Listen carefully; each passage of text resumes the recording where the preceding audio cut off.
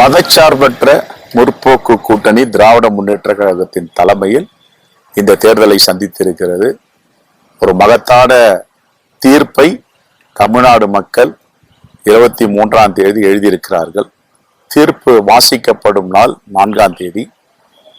எனக்கு தெரிஞ்சு என்னுடைய அரசியல் அனுபவத்தில் ஏறக்குறைய 200 தொகுதிகள் மேல் திராவிட முன்னேற்ற கழகத்தின் தலைமையிலான கூட்டணி வெற்றி பெற வேண்டும். அவ்வளவு உழைப்பு, அவ்வளவு திட்டங்கள், குறிப்பாக மாண்பு முதலமைச்சர் அவர்கள் 5 ஆண்டுகளாக இரவும் பகலும் அயராது தமிழ்நாட்டு மக்களுக்காக உழைத்திருக்கிறார். இன்னும் சொல்ல போனால் அவருடைய சக்தியை மீறி உழைத்திருக்கிறார்.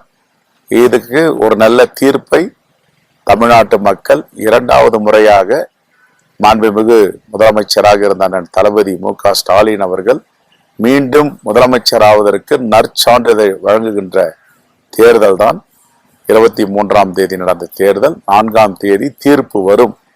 அந்த தீர்ப்பில் மகத்தான வெற்றி பெற்று மீண்டும் முத்துவேல் கருணாநிதி ஸ்டாலின் என்கிற நான் முதலமைச்சராக பதவி ஏற்கிறேன் என்பதை அவர் வழங்குவார். நம்ம வீட்டுல ரைடு நடந்தது, அந்த விஷயங்கள் வந்து ஒரு எல்லா இடத்துலையும் குறிப்பா ஒன்னே ஒண்ணுதான் நான் கேட்கிறேன். அதிகாரிகள், மெத்த படித்தவர்கள், நல்ல பின்புலத்தை உள்வாங்கி அவர்கள் ஒரு ஆளுமைகளாக அதிகாரிகளாக பணியாற்றுகிறார்கள். சட்டம் என்ன சொல்லுகிறது? எந்த வீட்டில் பரிசோதனை செய்தாலும் நீங்கள் சோதனை செய்யலாம். அதுல மாற்று கருத்து யாருக்கும் கிடையாது. உங்களுக்கு தகவல் வருதுன்னா நீங்க சோதனை செய்யலாம். நீங்க ஒரு புகார் கொடுத்துறீங்க, அதை கூட சொல்றீங்க இன்டெலிஜென்ஸ் ரிப்போர்ட்ன்றீங்க. அவங்களுக்கு இன்டெலிஜென்ஸ் ரிப்போர்ட்ல இந்த இடத்துல பணம் இருக்கு, இங்க இடத்துல கள்ள பணம் இருக்கு, கருப்பு பணம் இருக்கு, பிடிக்கலாம்னு சொல்லியிருக்கலாம். ஆனா நீங்க போங்க, சோதனை செய்யுங்க. அதுவும் அரசியல்வாதிக வீட்டுல தேர்தல் நேரத்துல நீங்க எங்கெங்க சோதனை இட்டீங்களையோ அங்கெல்லாம் நாங்க இங்க சோதனை இட்டோம். கிடைத்தது எவ்வளவு, கிடைக்காதது ஒன்றுமில்லை. ஏதாவது ஒரு அறிக்கை கொடுத்தீங்களா? ஏன் அறிக்கை கொடுக்கல? இதுல என்ன ஒளிமறைவு இல்லாம ஒரு டிரான்ஸ்பரன்சி இல்லாம சோதனை செய்வதற்கான தேவை என்ன இருக்கிறது? என்னுடைய சாமானிய மக்களுக்கான கேள்வி. நான் சட்டம் என்ன சொல்லுது, இன்கம் டேக்ஸ் ஆக்ட் என்ன சொல்லுது, அரசியலமைப்பு சட்டம் என்ன சொல்லுது உள்ள நான் ஒரு சாதாரண ஒரு சாமானியனா கேட்கிறேன். நீங்க எங்க வேணாலும் சோதனை போட்டு சோதனை படத்தை என் வெளிப்படுத்தலாம் கூட பரவாயில்ல. அபாண்டமா நான் இங்க சோதனை செய்யல, நான் அங்க சோதனை செய்யல, நான் இவர் வீட்டுக்கு போல, நான் அவர் வீட்டுக்கு போலன்னா இப்ப வீடியோ ஆதாரங்கள்லாம் வந்திருக்கு. இதுக்கு என்ன பதில் சொல்ல போறீங்க? நான் கேட்பதெல்லாம் இன்கம் டேக்ஸ் அதிகாரிகள் கிட்ட உங்களுக்கு நெருக்கடி இருக்கலாம், உங்களுக்கு மேல டெல்லியில இருந்து பிரஷர் இருக்கலாம். மதச்சார்பற்ற முற்போக்கு கூட்டணியுடைய திராவிட முன்னேற்ற கழகத்தின் தலைமையில் போட்டியிடுகின்ற எத்தனை வேட்பாளர் வீட்டில் நீங்கள் பரிசோதனை செய்தீர்கள்? அவர்களை சார்ந்த தலைவர்கள் கட்சிகள் வீட்டுகளில் எத்தனை பேர் சோதனை செஞ்சிருக்கீங்க? வெள்ளை அறிக்கை வேணும். அதே போன்று எதிரணியில் இருக்கின்ற பாஜக, அதிமுக, அமமுக, பாட்டாளி மக்கள் கட்சி என்று சொல்கிற அன்புமணி கட்சி, இதெல்லாம் எத்தனை வேட்பாளரிடம் எத்தனை தலைவரிடம் நீங்கள் பரிசோதனை செய்தீர்கள், சோதனை இட்டீர்கள், ரைடு பண்ணீங்க? வெள்ளை அறிக்கை கொடுங்க, தமிழ்நாட்டு மக்களுக்கு தெரியப்படுத்துங்க. எப்படி நடுநிலையுமா நீங்க சோதனை நடத்துனீங்களா? நடுநிலைமையற்று பாஜக, அதிமுக கூட்டணியில யாருக்கிட்டையும் நான் சோதனை நடத்தலை. அவங்கள தொட்டு கூட பார்க்கல. அவங்கள ரொம்ப உண்மையானவர்கள், உத்தமர்கள் நாங்க சான்றிதழை கொடுத்துட்டோம். ஆனா இவர்கள் எல்லாம் கருப்பு பணத்தை கையாள்பவர்கள், தேர்தலுக்காக வரம்பு மீறி செலவு செய்கிறார்கள் நாங்க முடிவு பண்ணிட்டோம். அப்படின்னா எத்தனை இடத்துல நீங்க சோதனை பண்ணிருக்கீங்க சொல்லுங்கன்னு தான் கேட்கிறோம். இதை சொல்வதற்கு என்ன உங்களுக்கு பிரச்சனை இருக்கு? வெளிப்படை தன்மையானதான் இன்கம் டேக்ஸ். டிரான்ஸ்பரன்சின்றாங்களே, எங்க டிரான்ஸ்பரன்சி இருக்கு? நான் ஏற்கனவே நேற்றுக்கு முந்தின தினம் பத்திரிகையாளர் சந்திப்புல சொன்னேன், இப்பவும் சொல்றேன், நீங்க வெள்ளை அறிக்கை கொடுங்க. எத்தனை இடத்துல சோதனை நடத்துனீங்க?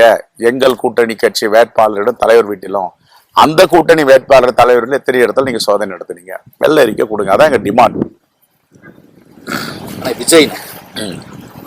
விஜயுடைய அரசியல் பிரவேசம் அவர் தான் இப்படி இருக்கு.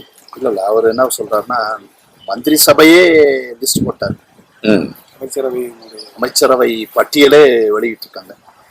அதை கேட்டா ஒரு தலைவர், அவங்க தலைவர் என்ன சொல்றாரு, நாங்க வெளியிடல அப்படின்னு. நான் அவங்க ஐடி விங்க தான் வெளியிட்டு எத்தனையோ தேர்தல்ல இந்த நாடு பார்த்திருக்கு, குறிப்பா தமிழ்நாடு பார்த்திருக்கு.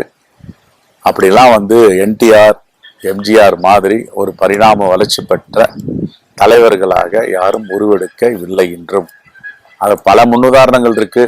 தமிழ்நாட்டிலையும் சரி, ஆந்திராலையும் சரி, அப்படிலாம் வந்து ஓவர் நைட்ல வந்து மக்களுடைய மனநிலை மாறி இவர்கள் எல்லாம் தேவையற்றவர்கள், இவர்கள் தேவையானவர்கள், இவர்கள் தான் உத்தமர்கள் அப்படின்லாம் முடிவெடுக்க மாட்டாங்க.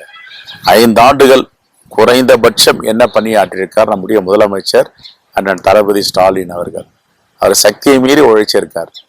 நல்ல திட்டங்களை கொண்டு வந்திருக்காரு. தமிழ்நாட்டில் இல்லை, இந்தியாவில், உலகத்துல எல்லா திட்டம்லாம் வந்திருக்கு. இந்த காலை உணவு திட்டம்லாம் சாதாரண திட்டம் இல்லை.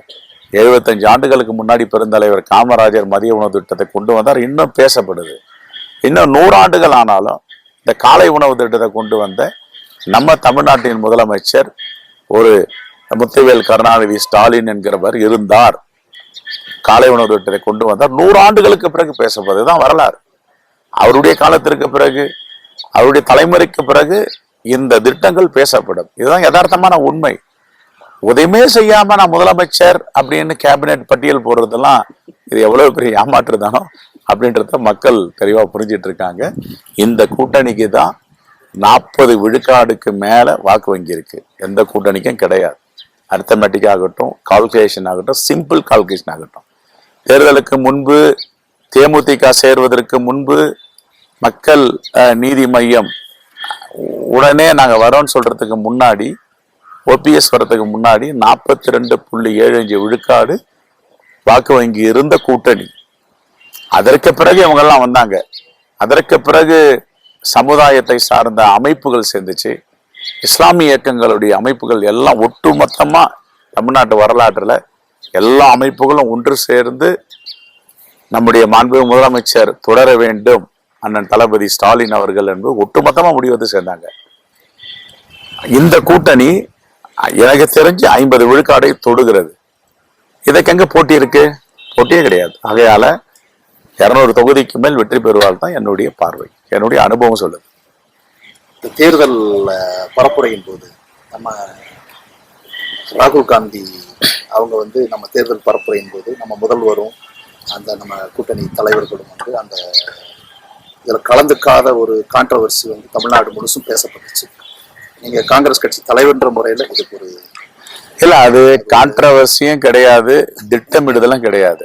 5 மாநில தேர்தல் ஏற்கனவே மேற்கு வங்காளம், கேரளா, அசாம், பாண்டிச்சேரி, தமிழ்நாடு இந்த 5 மாநில தேர்தல் நடக்குது.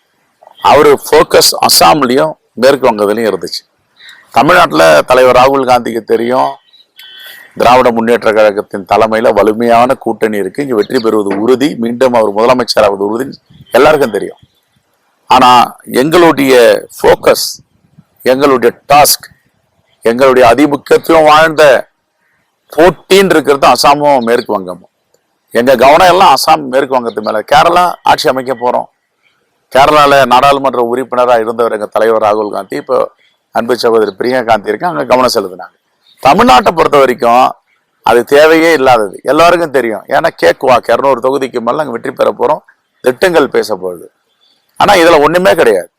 தலைவர் ராகுல் காந்தி நான் தான் ஹெலிகாப்டர்ல போயிட்டு இருந்தோம், பேசிட்டு இருந்தேன். நான் ஒரு இடத்த மொழிபெயர்த்தேன். அவர் சொல்லிட்டாரு, நீங்க எல்லாரையும் விலைக்கு வாங்கலாம், எல்லாரையும் மிரட்டி சுற்றி விளைக்கலாம், ஆனால் தமிழ்நாட்டில் முதலமைச்சராக இருக்கின்ற என் அன்பு சகோதரர் மு.க. ஸ்டாலினை சுற்றி வளைக்க முடியாது, அடக்க முடியாது, ஒடுக்க முடியாது. அவர் தமிழ்நாட்டு மக்களுடைய குரலாக தலை நிமிர்ந்து நிற்கிறான்றத